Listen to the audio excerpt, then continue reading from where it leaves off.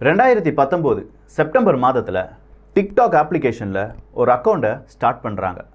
அந்த அக்கௌண்ட்டு தொடங்கி 3 மணி நேரம் 31 நிமிடங்களில் மில்லியன் ஃபாலோவர்ஸ் வராங்க. அந்த அக்கௌண்ட்டு உலக நாடுகள் உன்னிப்பாக கவனிக்கிறாங்க. அது யாருடைய அக்கௌண்ட் அப்படின்னு பார்த்தீங்கன்னா BTS. கேபாப் அப்படிங்கிற அந்த உலகத்தில் முடிசூடா மன்னனாக இருக்கக்கூடிய 7 நபர்கள், 7 கடல்கள், 7 உலகங்கள் இப்படின்னு சொல்கிற எல்லாத்துலேயுமே 7 இருக்கும்போது இந்த BTS அப்படிங்கிற 7 நபர்களுடைய குழு எப்படி இங்கே இருக்கக்கூடிய Tamil Nadu, India, America, south Korea, Japan இப்படி பல யங்ஸ்டர்ஸ் மத்தியில் இருக்கக்கூடிய மிக முக்கியமான 7 நபராக மாறினார்கள். இந்த BTS உருவானதுக்கான பின்னணி என்ன? இது முதல் பாகம்தான். இன்னும் 2 பாகங்கள் இருக்குது. இந்த BTSல 7 நபர்களை எப்படி தேர்ந்தெடுத்தாங்க, டார்க் சைட் ஆஃப் கேபாப் அப்படிங்கிறது 3வது பகுதியாக வரும்.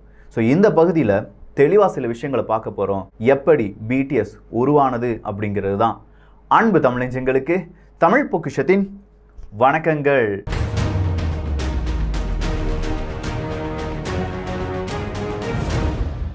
பில்போர்ட் மியூசிக் அவார்ட்ஸ், கூடுதலான மியூசிக் அவார்ட்ஸ், அந்த பில்போர்ட் மியூசிக் அவார்ட்ஸை வாங்கின ஒரே ஒரு அமைப்பு என்ன அப்படின்னு கேட்டிங்கன்னா BTS அப்படிங்கிற அந்த அமைப்பு தான். அது மட்டும் கிடையாது. கிராமி அவார்டாக இருக்கட்டும், கின்னஸ் வேர்ல்ட் ரெக்கார்ட்ஸாக இருக்கட்டும், வெள்ளை மாளிகைக்கு போனதாக இருக்கட்டும், இதெல்லாம் கடைசியாக நடந்தது. ஸோ BTS இப்போ ஒரு அறிவிப்பு வந்திருக்கு. BTS அப்படிங்கிறது கலைக்கப்படுகிறது. அந்த 7 நபர்களுடைய குழு கலைக்கப்படுகிறது அப்படின்னு சொன்னோன்னே பல நபர்கள் ஷாக்கிங்காக ஸ்க்ரீன்ஷாட்டை ஷேர் பண்ணி, என்னடா என் குழு, நான் இருக்கிற மாதிரி இருந்தேனே, நான் அந்த ஆர்மியில் ஒருத்தனே, இப்படி கலைக்கப்படுதே அப்படின்னு சொல்கிற அந்த ஆதங்கத்தை சொல்கிறாங்க. அந்த ஆதங்கத்தை சொல்கிறதுக்கு முன்னாடி அவங்க சொல்கிற விஷயம் என்னென்னா, இந்த 7 நபர்கள் தனித்தனியாக போனாலும் நாங்கள் அவங்கள ஃபாலோ பண்ணுவோம் அப்படின்னு சொல்கிறாங்க. இவங்கள ஐடாலாக பார்க்குறாங்க. இந்த ஐடால் அப்படின்னு சொல்கிறது எல்லாமே எப்படி உருவானது? அதுக்கு முன்னாடி இந்த சவுத் கொரியாவில் இருக்கக்கூடிய K-pop கலாச்சாரம்னா என்ன அப்படிங்கிறத தெரிஞ்சுக்கணும். வேறு எதுவுமே கிடையாது. சவுத் கொரியாவினுடைய பாப்புலர் கல்ச்சர் அப்படிங்கிறத விட பாப் கல்ச்சர் அப்படின்னு சொல்லலாம். அப்படி இல்லையா, மிக முக்கியமான ஒரு மியூசிக் கல்ச்சர் அப்படின்னு சொல்லலாம். ஸோ இந்த K-pop அப்படின்னு சொல்லக்கூடிய கொரியன் பாப்புலர் மியூசிக் அப்படின்னு சொல்லக்கூடிய இந்த அமைப்பு உருவாகிறதுக்கு காரணமாக இருந்த நிறைய பேர் இருக்காங்க. இப்போ நமக்கு தெரிய வேண்டியது எல்லாமே இந்த K-pop அப்படின்னு சொல்கிறதுக்கும் இல்லை கொரியன் சிங்கர்ஸுக்கும் ஏதாவது வித்தியாசங்கள் இருக்கா அப்படிங்கிறது தான். நிறையவே வித்தியாசங்கள் இருக்குது. K-pop அப்படின்னு சொல்கிறவங்களை பொறுத்த வரைக்கும் அவங்க எல்லாமே ஒரு ஐடால், ஒரு சிறந்த கலைஞர்கள் அப்படின்னு சொல்கிறத விட அவங்க கடவுளாக பாவிக்கப்படுகிறார்கள். ஒரு கடவுள் அப்படின்னு சொல்கிறவங்களுக்கு நம்ம என்னெல்லாம் இலக்கணம் கொடுத்துருக்கோம்? அவரால் நம்ம செய்யக்கூடிய எல்லா விஷயங்களும் செய்ய முடியும், நம்ம செய்ய முடியாத பல விஷயங்களையும் செய்ய முடியும். அப்படிப்பட்ட நபரை நம்ம கடவுள் அப்படின்னு சொல்லிட்டு இருக்கோம். நம்மளை விட கூடுதலாக சக்தி படைத்தவர் அப்படின்னு சொல்லலாம். ஸோ இப்படிப்பட்ட இந்த K-pop கலாச்சாரத்தில் நிறைய ஐடால் அப்படிங்கிறவங்க உருவாக்கப்படுறாங்க. ஆனால் கொரியன் சிங்கர்ஸை பொறுத்த வரைக்கும் அவங்க ஒரு 40-50 வருஷமாக அவங்களுக்கு என்ன லைன் பிடிச்சிருக்கோ, இல்லை அவங்களுக்கு எந்த ஜேர்னர் பிடிச்சிருக்கோ அதுலேயே பாட்டு எழுதி இல்லாட்டி அதையே பாடிட்டே இருப்பாங்க.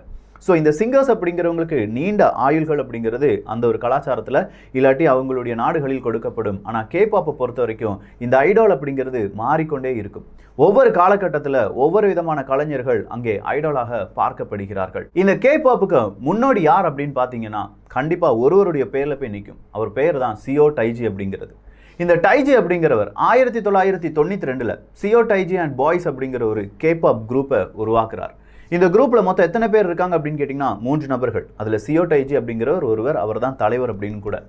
ஸோ சவுத் கொரியாவை பொறுத்த வரைக்கும் நார்த் கொரியா, சவுத் கொரியா, தீபகற்ப அந்த போர், இது எல்லாமே நீங்கள் கேள்விப்பட்டால் தான் இது எந்த அளவுக்கு இம்பார்ட்டன்ட் அப்படிங்கிறது உங்களால் புரிஞ்சுக்கிட முடியும். சவுத் கொரியாவில் நிறைய விதமான சட்டம். நம்ம நினைக்கிற மாதிரி பாடல் பாட முடியாது, நம்ம நினைக்கிற மாதிரி ட்ரெஸ் போட முடியாது. நம்ம பாடுற பாடல்கள் எல்லாமே அது ஹிப்ஹாப்பாக இருக்கட்டும் இல்லாட்டி வேறு ஏதாவது ஒரு ஜெனராக இருக்கட்டும், அதை எல்லாத்தையுமே இவங்க என்ன செய்வாங்கன்னா பெரிய அளவு அதை சென்சார் பண்ணுவாங்க. அப்படி சென்சார் பண்ணப்பட்ட பதிவுகள் மட்டும்தான் வெளியேறும் இப்படின்னு சொல்கிற நிறைய ரெஸ்ட்ரிக்ஷன்ஸ். இந்த ரெஸ்ட்ரிக்ஷன்ஸ் இருந்தெல்லாம் நம்ம மாறணும்டா, புது விதமான ஹிப்ஹாப் இல்லாமல் வேறு விதமான ஒரு கலாச்சாரத்தை உருவாக்கணும் அப்படின்னு சொல்கிறதுல CO டைஜி அப்படிங்கிறவர் உருப்பெறுகிறார். அப்படிதான் அந்த 3 பேர் அடங்கிய CO டைஜி அண்ட் பாய்ஸ் அப்படிங்கிற அந்த குரூப்பை உருவாக்கி அவருக்கான பாடலை எழுதி பாட ஆரம்பிக்கிறாங்க. இப்படி பாட ஆரம்பிக்கும் போது ஜூரி முன்னாடி இவங்க 3 பேர் சேர்ந்து பாடி ஆடுறாங்க. ஆனால் ஜூரிகளுடைய வரவேற்பு அப்படிங்கிறது ரொம்ப ரொம்ப ரொம்ப கம்மியாக இருக்குது. ஏன்னா அவங்க பாடின பாட்டு சாதாரண பாட்டு கிடையாது. அங்கே இருக்கக்கூடிய அரசாங்கத்துக்கு எதிரான பாட்டு, அங்கே இருக்கக்கூடிய பாடத்திட்டத்துக்கு எதிரான பாட்டு, அங்கே இருக்கக்கூடிய மக்களுடைய புரட்சியினுடைய பாட்டு அப்படின்னு சொல்கிறதுனால ஜூரிஸ் எல்லாமே பயப்படுறாங்க. ஆனால் இந்த பாட்டு திடீர்னு வெளியில் பயங்கரமாக ஃபேமஸ் ஆகுது. பார்க்குற எல்லா மனிதர்களுக்கும் இந்த CO டைஜி மற்றும் பாய்ஸ் அப்படிங்கிற அந்த குரூப் மீது தீராத ஒரு அன்பு வருது. ஸோ இதுதான் K-pop அப்படிங்கிறது முதல் முறையான ஒரு குரூப்பாக ஃபார்ம் பண்ணுற அந்த தருணம் அப்படின்னு சொல்லலாம். 1992 1996 வரை இந்த சியோடைஜி மற்றும் இந்த பாய்ஸ் அப்படிங்கிற குரூப் இயங்கி கொண்டு இருக்கும்போது 1996 அவங்களுடைய 4வது ஆல்பம் வெளியில் வரும்போதே இந்த சியோடைஜி சொல்கிறாரு, இந்த குரூப் அப்படிங்கிறது கலைக்கப்படுகிறது. ஏன்னா இவங்களுக்கு நிறைய ப்ரெஷர். சியோடைஜி அப்படிங்கிறவர் சாதாரண ஒரு மனுஷன் கிடையாது. 10 வருடங்களுக்கு பின்னோக்கி இந்த உலகம் எப்படி இருக்கும் அப்படிங்கிறத கணிக்க தெரிந்த ஒரு மனுஷனாக இருந்தார். ஸோ ட்ரெஸ் அப்படிங்கிறது வெஸ்டர்ன் மாடலில் போட்டுட்டு இருந்தார். எல்லாருமே கொரியன் மாடலில் இருக்கக்கூடிய ஆடைகளும் இல்லாட்டி அவங்கள மாதிரியான ஸ்டைல் இருந்தால் தான் அங்கே இருக்கக்கூடிய ஸ்டேஜ் பெர்ஃபார்மன்ஸ் பண்ண முடியும் அப்படின்னு சொல்லிட்டு இருந்த நேரத்தில் வெஸ்டர்ன் கல்ச்சரை உள்ளக்க கொண்டு வந்து அந்த வெஸ்டர்ன் கல்ச்சர்லேயே கொரியன் மியூசிக்கை பாடி அதை ஹைப்ரிட் மியூசிக்காக மாற்றுறார். ஹிப்ஹாப் உள்ளக்க கொண்டு வருவார், திடீர்னு வேறு ஜானருக்கு போவார், திடீர்னு டான்ஸ் ஆடுவார். இப்படின்னு சொல்கிறத அங்கே இருக்கக்கூடிய மக்கள் பார்க்காதனால கொஞ்சம் கொஞ்சமாக அவருடைய மவுஸ் அப்படிங்கிறது ஏற ஆரம்பிக்குது. ஆனால் அதே நேரத்தில் இந்த கேபாப் கல்ச்சர் அப்படிங்கிறதுக்கு பின்னாடி வேறொரு கோர முகமும் உருவாகுது.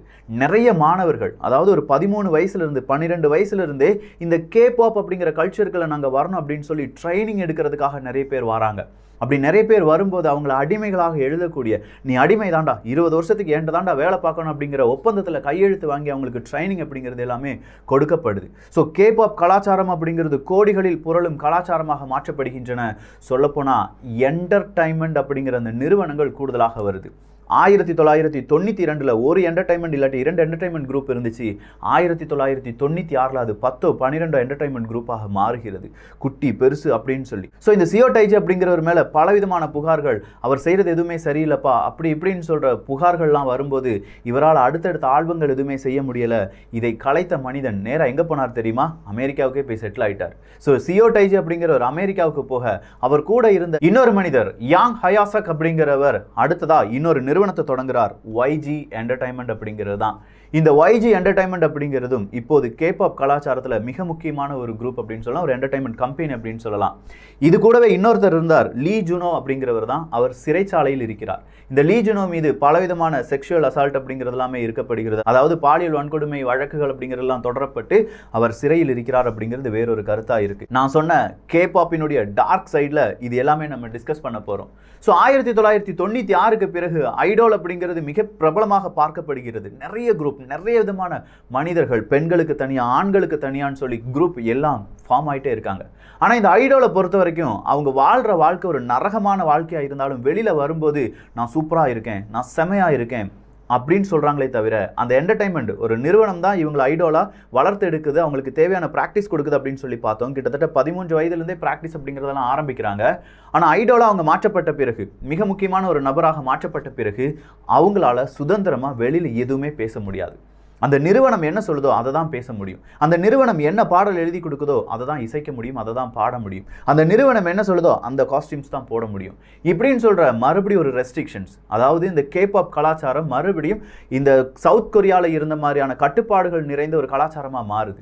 இதுக்கு மத்தியில் சவுத் கொரியன் அரசாங்கம் என்ன செய்கிறாங்கன்னா, இந்த கேபாப் கலாச்சாரத்தில் பலவிதமான அடிமைத்துவம் இருக்குது அப்படின்னு சொல்லி புதிய புதிய சட்டங்களை கொண்டு வராங்க. ஸோ நீங்கள் அடிமைத்துவம் இல்லாட்டி அந்த மாதிரியான ஒப்பந்தத்தில் கையெழுத்து போடக்கூடாது அப்படின்னு சொல்கிறது எல்லாமே இந்த கேபாப் கலாச்சாரத்தில் வந்துட்டு இருக்கும்போது தான் ஒரு மனுஷனுக்கு ஒரு வித்தியாசமான ஐடியா தெரியுது. இந்த ஐடால் அப்படிங்கிறது உருவாக்கப்பட வேண்டும். ஆனால் அந்த ஐடால் அப்படிங்கிறது உண்மையை பேசக்கூடிய ஒரு மனுஷனாக இருக்கணும். மக்களுடைய சாதாரண மனநிலைமையில் என்ன எண்ண ஓட்டங்கள் இருக்கோ அதை பாடலாக இசைக்கக்கூடிய ஒரு திறமை மிக்கவனாக இருக்கணும். மக்களுக்கு இதுதான் பிரச்சனை அப்படிங்கிறத இன்டைரக்டாக சொல்லக்கூடிய அந்த திறமை அவனுக்குள்ளே இருக்கணும். ஒரு பாடலை இசைக்கும் போது எந்த மாதிரியான எக்ஸ்பிரஷன் வருமோ அதே எக்ஸ்பிரஷனை ஸ்டேஜில் அவனால் காண்பிக்க முடியணும் அப்படின்னு சொல்ற பலவிதமான யுக்திகளுடன் கிளம்புகிறார் பேங்க் அப்படிங்கிறவர். அவருடைய முழு பெயர் பேங்க் சி ஹைக் அப்படிங்கிறது தான். இந்த பேங்க் சி ஹைக் அப்படிங்கிறவர் வேறொரு என்டர்டைன்மெண்ட் நிறுவனத்தில் JYP அப்படிங்கிற என்டர்டைன்மெண்ட் நிறுவனத்தில் வேலை பார்த்துட்டு இருக்கும்போது இவர் ஒரு சாங் ரைட்டர் ப்ளஸ் பாடக்கூடிய நபர். இவருக்கு என்ன தோணுதுன்னா, நாம ஒரு குரூப்பை கிரியேட் பண்ணணும். அந்த குரூப் இந்த ஒரு உலகத்தில் பலவிதமான எதிர்ப்புகள் இருக்குது, அந்த எதிர்ப்புகளை சமாளிக்கக்கூடிய ஒரு புல்லட் ப்ரூஃபாக இருக்கணும்.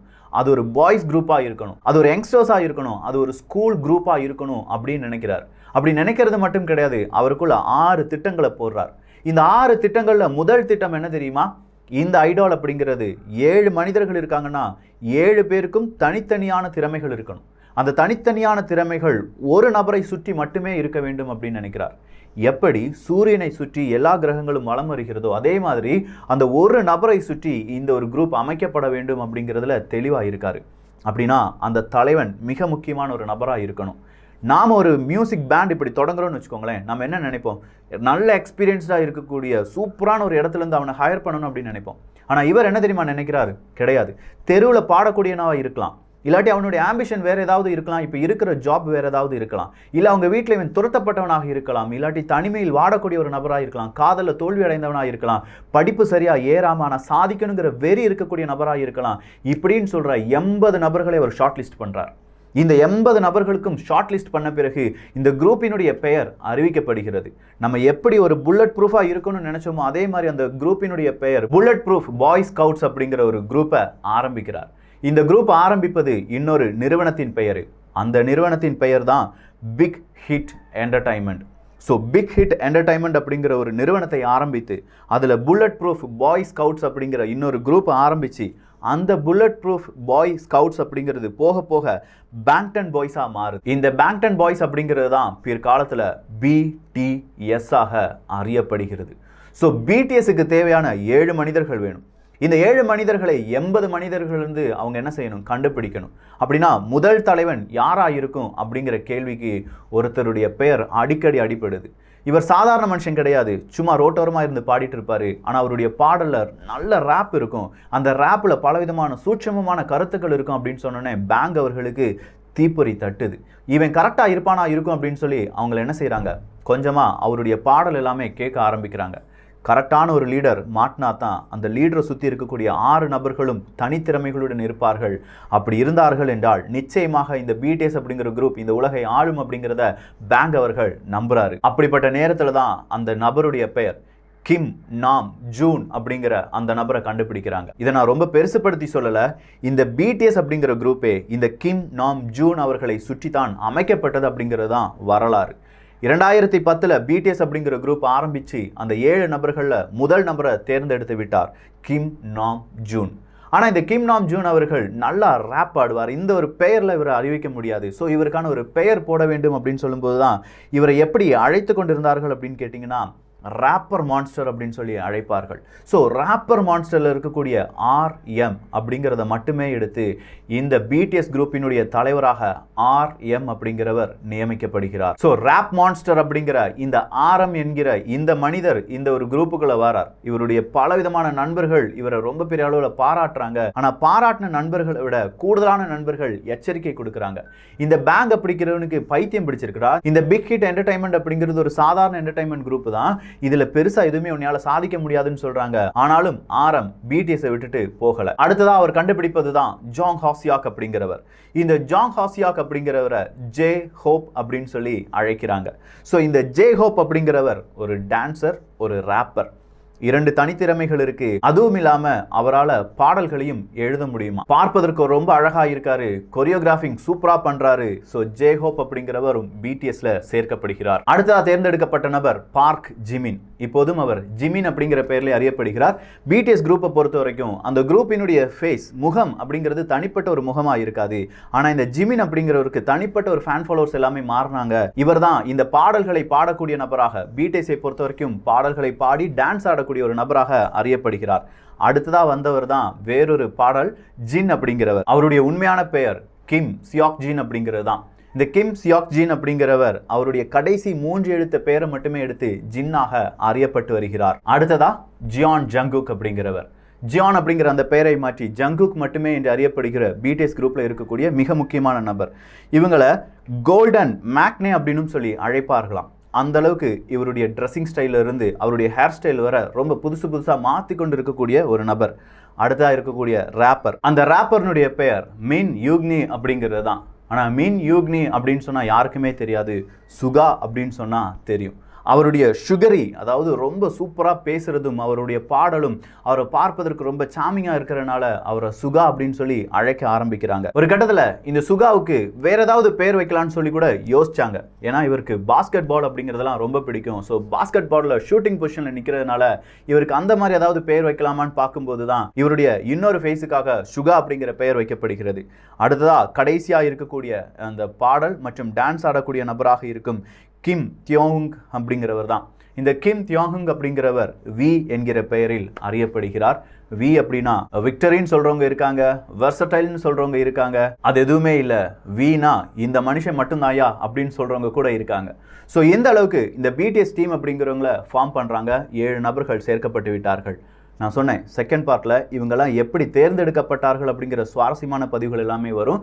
இதுக்கு பின்னாடி இருக்கிற டார்க் சைடும் வரும். இந்த 7 நபர்களுக்கு இந்த பேங்க் அவர்கள் கொடுக்கக்கூடிய 6 கட்டளைகள் இருக்கு.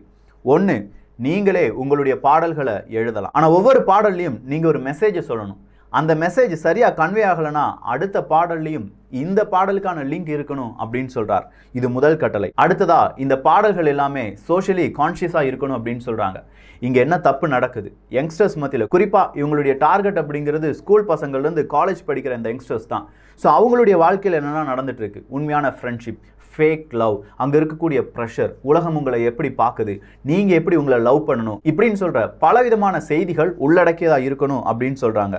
அதே மாதிரி அவங்கவுங்க சோஷியல் மீடியாவில் தனிநபராக இருக்கணும், ஒரு குரூப்பாக இருக்கணும் அப்படிங்கிற தேவையே இல்லை அப்படின்னு சொல்கிறாங்க. 4வதாக ஸ்லேவ் கான்ட்ராக்ட்லலாம் நீங்கள் சைன் போட வேண்டாம்.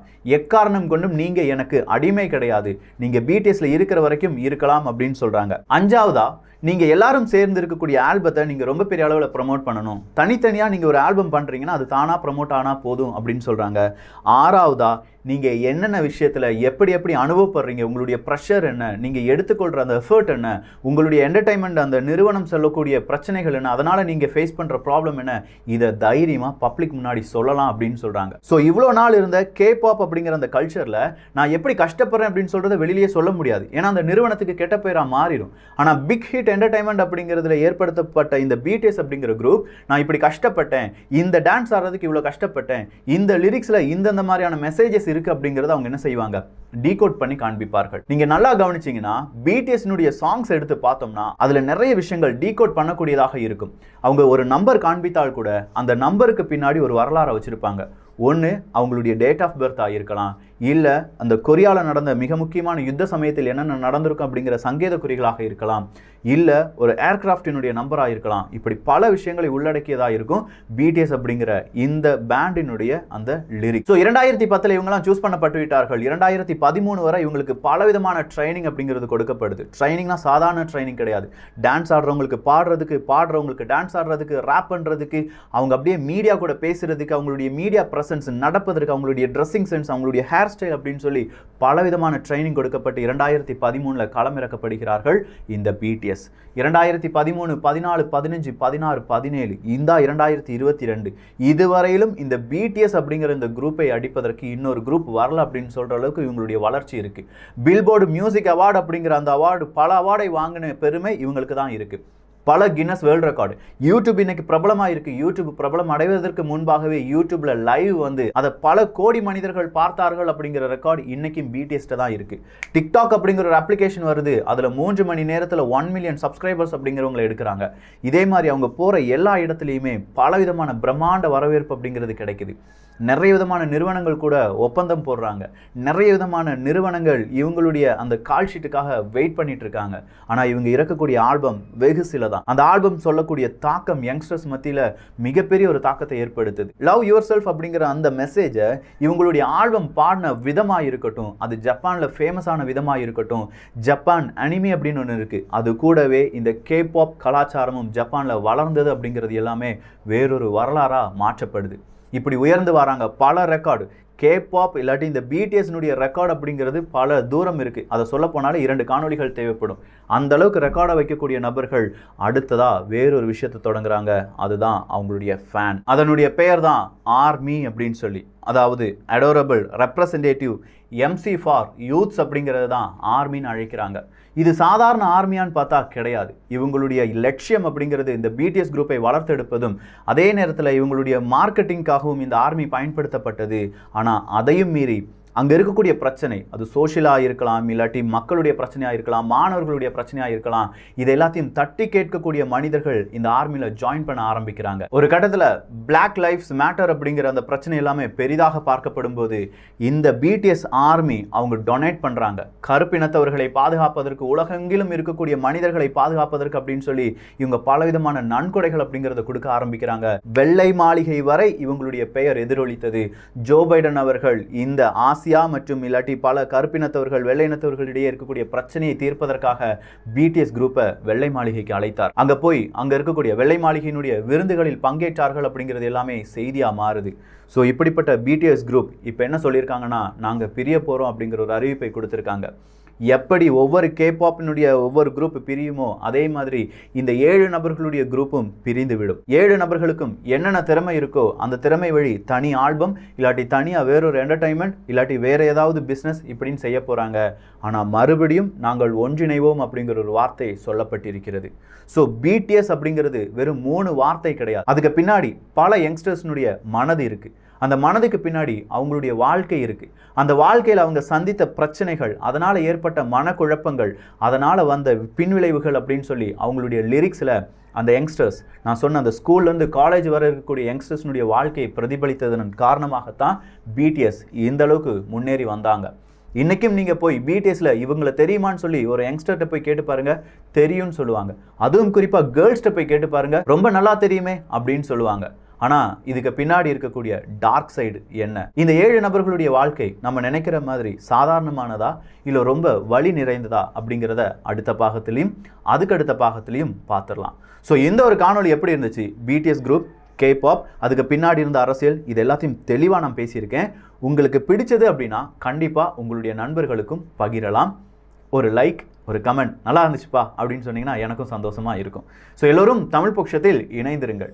நல்லதை பகிர்ந்து நல்ல சமுதாயத்தை உருவாக்குவோம். நன்றி, வணக்கம்.